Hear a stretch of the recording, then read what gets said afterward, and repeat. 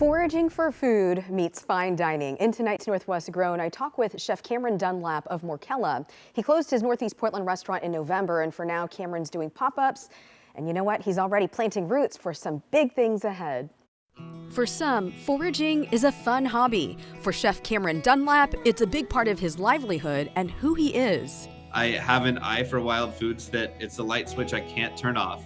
A talent he's been highlighting for the past 15 years, giving people a taste of fine dining with foraged foods, most recently at his restaurant Morchella. He says Portland's vast food scene is one he really admires. Not only as a worker and employee, but really as a fan. Cameron is also a fan of the people who grow and forage food that he uses for his recipes. I have a mushroom guru named Eric.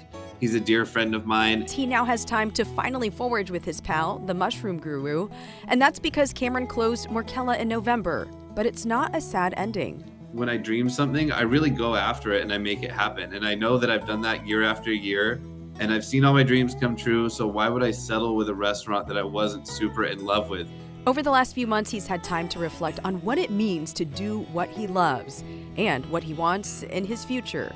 I've just been kind of reimagining that the original dream was to have a restaurant on the top of a hill, surrounded by my farm and surrounded by the woods. And I have found kind of the place for that. While that dream project is in the works, he tells me it may be a few more years till it's ready. And as he irons out those details, one thing you can bet on it having is food that's been foraged.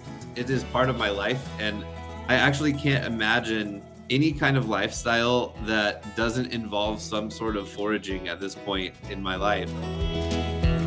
So once again, Cameron is doing pop-ups right now. Be sure to check out his social media, like on Instagram, to see what he's up to. And I will actually have our full interview up on Coin Plus. He talks about his love for foraging and some of those plans for that restaurant of his dreams. And I'll let you know when we have that up in full for you guys to check out.